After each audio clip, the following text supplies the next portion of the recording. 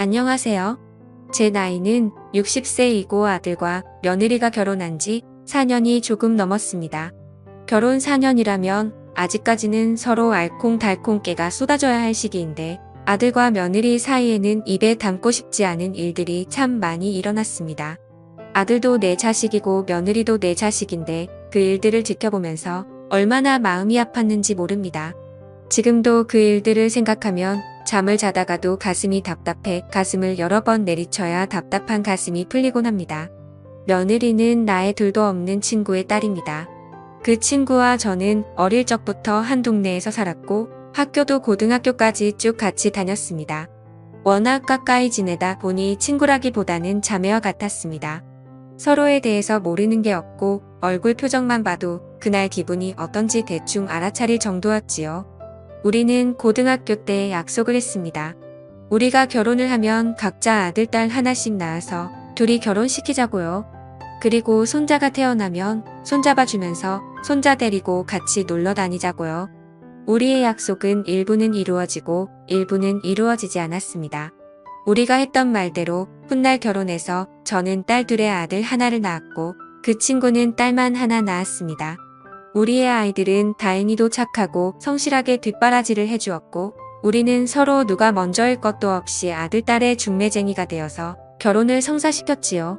아들, 딸 결혼식 하는 날 우리는 얼마나 기뻤던지 서로 끌어안고 덩실덩실 춤을 추었습니다. 이제 손자가 태어나면 되겠다고 하면서요. 그런데 계획대로 되지 않는 것이 사람 인생인가 봅니다. 아이들이 결혼하고 3달 후 친구와 친구의 남편은 교통사고로 둘이 나란히 세상을 떠났습니다. 상갓집을 다녀오다가 나서 문상하고 오는 길에 졸음운전을 해서 사고가 났다고 했습니다. 친구 사고 소식을 듣고 병원에 갔을 때 이미 친구는 숨을 거둔 상태였습니다. 병이라도 앓다가 떠났으면 그렇게까지 충격적이지는 않았을 겁니다. 그 친구의 갑작스런 죽음에 얼마나 황망하던지 장례식이 끝날 때까지 눈물도 나지 않았습니다.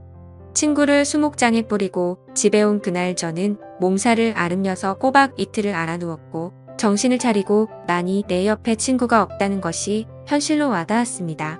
그제야 저는 그동안 참아왔던 울음을 다 쏟아내었습니다. 하늘도 원망하고 먼저 간 친구도 원망하고 그러다가 살아있는 나도 이렇게 힘든데 모든 것을 두고 떠난 친구는 얼마나 힘들까요? 친구 생각에 가슴이 미어졌습니다. 울고 또 울면서 하늘 토해내듯 하늘에 있는 친구에게 말했습니다. 네 딸 우리 집에 보내주어서 고맙다. 네 딸은 내 딸이나 마찬가지니 내 아들보다 더 네 딸을 아끼고 사랑해주마. 나중에 손주가 태어나면 꼭 외할머니 얘기를 들려줄 것이다.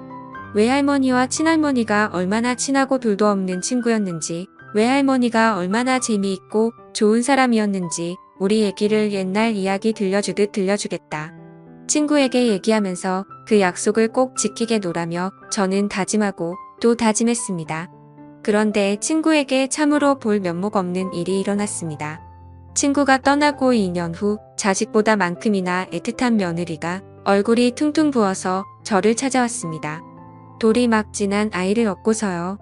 얼굴을 보니 분명 지난밤에 울고 또 운 것 같았습니다. 심상치 않은 느낌에 가슴이 철렁 내려앉았지요. 저는 왜 그러냐고 묻기 전에 차 한 잔을 내왔습니다. 며느리는 차를 한 모금 마시더니 또 눈물을 툭 쏟아냈습니다. 속에 고인 눈물은 다 쏟아내어야 병이 안 된다 싶어서 저는 아무 말도 안 하고 며느리 등만 쓸어내려주고 있었습니다. 눈물만 흘리다 서름에 복받쳐서 소리내서 울다가 나중에는 속에 있는 눈물을 다 쏟아냈는지 얘기를 꺼내더군요. 신랑한테 다른 여자가 있어요. 그만두라고 했는데 점점 더 깊어지는 것 같아요. 아무리 얘기해도 듣지를 않아요. 저 어떡하면 좋아요. 너무 힘들어요. 혹시나 했는데 나쁜 예감은 그대로 현실이 되었습니다. 제 심장이 엄청 쿵쾅거렸지만 저는 티내지 않으려고 애쓰면서 물었습니다. 어떻게 알았느냐고요? 며느리 말로는 아들이 다른 여자와 바람이 난 지 꽤 오래됐다고 했습니다. 처음에는 눈치를 못 채고 있다가 어느 순간부터 아들이 카카오톡에 올려놓은 가족 사진들을 다 삭제하더랍니다. 마치 결혼을 안 한 사람처럼 혼자 있는 사진만 계속 올려서 느낌이 이상했다고 하더군요. 그 후로 며느리가 아들을 유심히 관찰하게 됐는데 옷 속에 가려져 보이지도 않는 털을 없애기 위해서 병원에도 들락거렸는데 알고 보니 은밀한 부위의 난 털까지 레이저로 싹 없앴다고 했습니다. 그 모습을 보고 며느리가 너무나 놀라서 바람이라도 난 거냐고 물었더니 아들이 펄쩍 뛰면서 바람은 무슨 바람이냐며 요즘 그게 유행이라서 털을 없앴다고 말했답니다. 머리털은 유행 따라 기를 수도 있고 빡빡 밀어버릴 수도 있지만 그곳에 털을 없앤다는 말은 처음 듣는 소리라 참으로 괴상스럽다 생각이 들었습니다. 그래서 현장을 잡았느냐, 뭐하는 사람이냐, 가정은 있느냐 물어보니 상대는 커피숍을 하고 있는데 가정이 있는 여자이고 아이도 있는 것 같다고 했습니다. 현장을 잡은 것은 아니지만 평소에 아들이 전화기 여는 방법은 눈여겨봐두었다가 전화기에 저장되어 있는 사진과 동영상을 다 확인했다고 했습니다. 어떤 사진이 있고 어떤 동영상이 있더냐 물으니 며느리는 따로 저장해 두었던 사진과 동영상을 열어서 보여주었습니다. 정말 낯이 뜨겁고 죄를 짓는 것 같아 끝까지 쳐다보고 있을 수도 없었습니다. 제 안사람을 두고 바깥에서 딴짓하는 것은 꼭 지 아버지를 빼다 박은 듯 싶었습니다. 애 아버지도 젊을 때 어지간히 여자 문제로 제 속을 썩혔습니다. 저 몰래 살림을 살고 있는 여자도 있었고 술집에 갈 때마다 매번 함께 술을 마시는 여자도 있었습니다. 술집에 있는 그 여자는 남편이 술이 취해서 몸을 가누지 못하자 우리 집까지 당당하게 찾아와서는 안방이 어디냐고 묻고 술 취한 남편을 안방까지 들어와서 눕히고 갔습니다. 그러고는 남편을 여보라고 부르면서 내일 보자고 하더군요. 어찌 그리 뻔뻔스러운지 그걸 보고도 당시에는 등신처럼 남의 남편에게 그게 무슨 말인지 한마디도 하지 못했습니다. 그런데 술집 여자를 만나는 것은 얼마 못 가 시들해졌고 진짜로 바람피는 여자는 같이 살림을 사는 여자였습니다. 여자가 생기고 난 후 남편은 집에도 잘 들어오지 않고 거의 그 여자 집에 살다시피 했습니다. 시장에서 장사하는 여자라는 소리를 듣고 물어가며 찾아갔더니 대낮부터 둘이 역겨운 짓을 하고 있었습니다. 설마 하다가 현장을 직접 보고 나니 세상 살고 싶은 마음이 하나도 없었습니다. 그때 죽어버리려고 잘못된 생각도 했었지만 사람 목숨이 질겨서인지 친구를 잘 둔 덕분인지 지금은 하늘로 가버린 그 친구가 저를 제일 먼저 발견하고 어디서 손수레를 하나 끌고 와서는 나를 태우고 병원까지 힘닿는 만큼 달려갔습니다. 그때 기억으로는 정신줄 놓지 말라고 죽으며 난 되니까라고 계속했던 것 같습니다. 결국 그 당시 위험한 고비를 겨우 넘기자 친구는 무작정 그 여자한테 찾아가서는 나 대신 그 여자 머리채를 뜯어놨습니다. 그날 친구 머리도 한 움큼 빠지고 그 여자 머리도 한 움큼 빠지고 두 여자가 싸웠다는 소문이 온 시장에 쫙 퍼졌어요. 그렇게 죽을 고비를 넘기고 나니 애 아빠도 정신을 차렸는지 어쨌든 집에 들어오지 않는 일은 없었습니다. 남편이 다른 여자를 만난다고 해서 하늘이 무너지는 것도 아니지만 그 비슷한 마음이 든다는 것을 그 누구보다 잘 알기에 며느리의 이야기를 듣고 나니 가슴이 미어지는 듯 했습니다. 제가 잘못된 생각을 했을 때 제 친구가 저를 살려주었듯이 이제 내가 내 며느리를 살려주어야겠다 생각했어요. 나는 며느리 손을 꼭 잡고 걱정하지 말아라. 조만간 끝내러 가자고 했습니다. 이런 외도는 길어봐야 좋을 것 하나도 없고 가만히 있으면 너를 만만하게 보고 서로 당연한 듯이 만나고 다니게 된다고 해. 내가 다 알아서 할 테니 너는 언제 만나는지 약속 장소만 알아내고 너는 내 뒤만 따라다녀라 했죠. 아들한테 들키지 않게 조심하고 일단 현장을 잡자고 했습니다. 며느리를 보내고 나는 이 일을 어떻게 할까 밤잠을 설치고 고민했어요. 그리고 이틀 뒤 주말에 약속이 잡힌 것 같다고 며느리한테 연락이 왔습니다. 나는 애는 시어버지한테 맡기고 같이 움직이자고 했죠. 주말 아침 일찍 며느리는 우리 집으로 왔고 우리는 차를 타고 아들 집 앞에 기다리고 있었다가 아들이 떠나는 것을 보고 며느리와 함께 아들 차 뒤를 따라갔습니다. 어떤 아파트 입구에서 여자 하나를 태우고 가더군요. 지 어머니가 뒤따라가는데도 그 녀석은 모르더군요. 1시간 정도 차를 타고 가더니 둘은 점심을 먹고 커피까지 마신 뒤에 모텔로 들어갔습니다. 나도 며느리와 함께 모텔로 들어갔어요. 아들의 차가 주차되어 있는 것을 보고 모텔 주인을 찾아갔네요. 방금 들어간 애는 어디로 들어갔냐고 물었더니 알려줄 수 없다고 하더군요. 모텔 운영의 철칙이라고 했습니다. 그래서 당신께서 제가 지갑에서 돈 10만 원을 꺼내어 주인에게 건네며 말했죠. 이거 받고 난 뒤에 사람 하나 살린다고 생각해 주세요. 며느리와 아들이 바람난 현장을 잡으러 왔어요. 지금 빨리 안 잡으면 젊은 사람들의 인생이 끝날지도 모르겠어요. 내가 왜 내 아들 외도 현장을 잡으러 왔을까요? 우리 손자가 이제 겨우 돌 지난 아기라고요. 한 번만 봐주세요. 그러더니 주인은 매우 난감한 표정을 지으면서 그래도 안 되겠다고 하더군요. 자기가 이렇게 알려준 게 소문이라도 나면 손님 다 끊긴다고 말하면서 말이죠. 그래서 제가 10만 원 더 주면서 말했어요. 결코 어디 가서 이 집에서 알려줬다고 말하지 않을 거예요. 내 아들 일이니 가족끼리 조용히 처리할 겁니다. 주인도 내 연배 정도 돼 보이는데 한 번만 봐주세요. 젊은 애가 남편 바람 피우는 걸 보고 있으니 내가 억장이 무너져서 그래요. 한 번만 봐주세요. 그랬더니 주인이 한동안 생각을 하더니 내가 이 일을 40년째 하고 있는데 바람 피우는 사람들이 얼마나 많은지 딱 보면 알아요.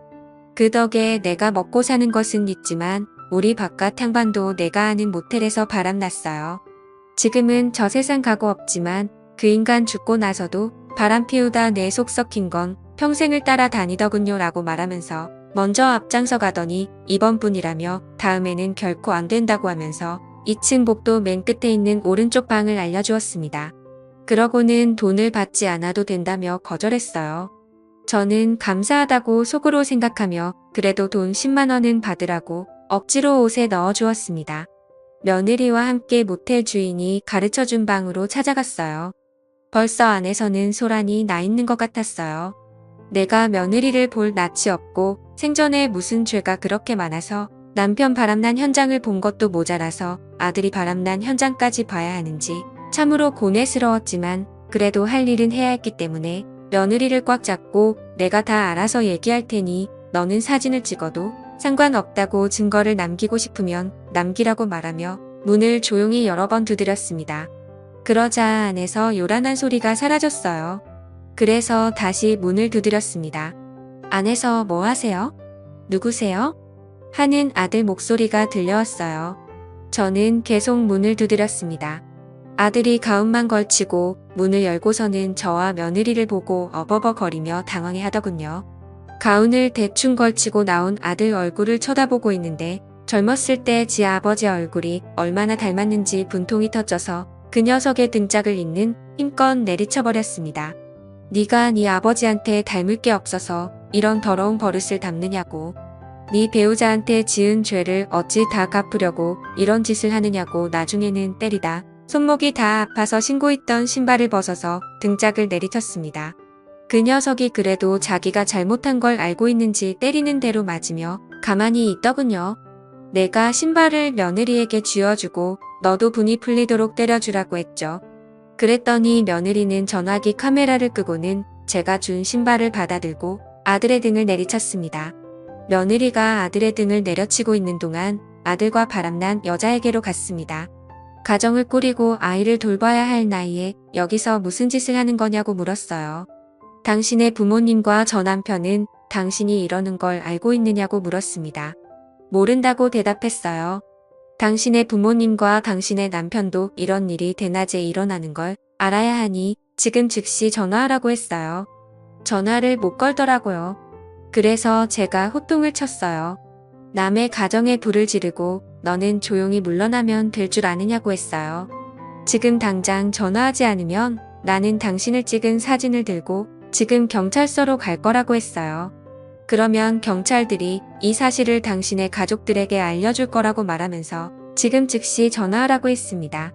그랬더니 아들과 바람난 여자는 무릎을 꿇고 잘못했다고 싹싹 빌더라고요. 저는 물러서지 않았어요. 온 집안을 발칵 뒤집고 잘못한 것을 인정하는 말 한마디로는 끝나는 게 아니라고요. 이 정도의 각오도 안 하고 바람을 피우느냐고 너희가 웃어가며 붙어먹고 있을 때 내 며느리는 뒤에서 피눈물을 흘리고 있었으니 지금 빨리 전화하라고 했어요. 나는 젊었을 때부터 이런 일을 너무 많이 겪어서 이런 일에 익숙한 사람이니 그냥 넘어가려는 생각은 꿈도 꾸지 말라고 했죠. 그랬더니 어쩔 수 없이 자기 부모한테 먼저 전화를 하더라고요. 그냥 전화하지 말고 영상통화로 하라고 했어요. 그 여자의 부모 얼굴이 전화기 너머에서 보였어요. 나는 그 부모한테 지금 이 현장에서 일어나고 있는 상황을 다 보여주고 지금까지 무슨 일이 있었는지 다 얘기했어요. 그 부모는 너무 놀라서 아이고 한숨만 나는 그 여자에게 남편에게도 전화를 하라고 했습니다. 그랬더니 그건 안 된다고 하더라고요. 그러면 자기가 맞아 죽을지도 모른다고 하더라고요.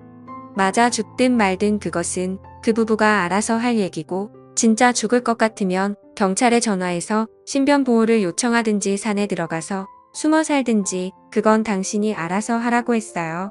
그래서 빨리 전화하라고 했어요. 아무리 시켜도 전화를 걸지 않아서 저는 그 여자의 전화기를 뺏어서 통화 목록을 검색했어요. 땡땡 오빠라고 입력된 번호가 남편인 듯 보여서 이거가 남편 번호 맞냐고 물었어요. 대답을 안 하고 가만히 있으니 맞는 모양이라고 생각되어 전화번호를 눌렀어요. 전화를 받았더라고요. 지금 당신의 마누라가 모텔에서 다른 남자와 붙어 먹고 있으니 빨리 와서 당신의 마누라를 챙겨가라고 했어요. 처음에는 무슨 말인지 못 알아들어서 누구시냐고 그게 무슨 말이냐고 되물었습니다. 그래서 나는 누구인지 알려주고 당신의 마누라가 누구와 바람을 피웠는지 지금 여기는 어디인지 상세히 다 말해주었어요. 그래서 1시간쯤 후에 그 여자의 남편이 도착했어요. 그때부터 또 한바탕 난리가 났습니다. 결국 경찰까지 그곳으로 출동하게 되었고 경찰서까지 다녀온 후 사건은 마무리가 되는 듯 싶었습니다. 그렇게 경찰서에서 나오고 나니 그제서야 긴장했던 마음이 풀렸는지 온몸에 기가 빠져나가는 듯 힘이 풀려서 그 자리에 털썩 주저앉으셨습니다. 바람나는 것이 어떤 것인지 잘 보았느냐고. 이거는 상대 가슴에 상처 내는 것에 비하면 아무것도 아니라고 하였습니다. 엄마도 네 아버지 바람난 것에 상처가 너무 커서 죽으려고 했던 것을 먼저 간 네 장모가 나를 살려낸 것이라고 누구 하나 죽어갈 듯 고통스러운 것이 바람이라고 말했습니다. 그렇게 믿었던 사람이 바람을 피우면 죽지 못해 살아 그리고 평생 죽는 것만큼 괴롭고 고통스러운 것을 왜 몰라?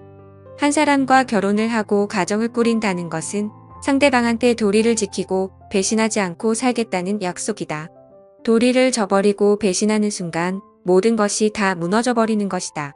너는 네 배우자에 대한 도리를 저버리고 배신했으니 무릎 꿇고 사죄하라. 며느리가 너를 용서하면 나도 너를 용서하고 아들로 생각할 것이고 며느리가 너를 용서 못하면 나 역시 너하고 인연을 끊고 나는 이제 아들 없는 셈치고 살란다. 뿐만 아니라 내 재산하고 모든 것은 혼자 며느리한테 다 넘겨줄 것이나 너도 살고 싶거든 네 배우자한테 온 정성을 다해서 용서를 빌어라. 그리고는 저는 그 자리를 벗어났습니다. 두 사람 문제이니 결국엔 두 사람이 응어리를 풀어야 되니까요. 아들 내외를 뒤로하고 차를 타고 집으로 오는데 어찌나 눈물이 나고 친구 생각이 나던지요. 내가 네 딸한테 상처 주지 않겠다고 그렇게 약속했는데 본의 아니게 딸한테 상처를 주었다고 미안하다고 다 내가 부덕해서 그런 거라고 생각했습니다. 그래도 네 딸과 내 아들 앞으로는 마음 잡고 살 수 있도록 네가 하늘 내서 도와주라고요. 이대로 끝나면 그 상처는 평생 가지만 둘이 힘을 합쳐서 살아가면 그래도 그 상처가 아물기는 한다고요. 네가 도와달라고 친구한테 부탁하고 또 부탁했습니다. 저는 그날 집에 와서 알아누웠습니다. 온몸에 기가 다 빠져나간 것 같았습니다. 그리고 한 2주 동안은 잠잠했습니다. 아들한테도 며느리한테도 아무 연락이 없더군요. 저도 연락을 하지 않고 기다렸습니다.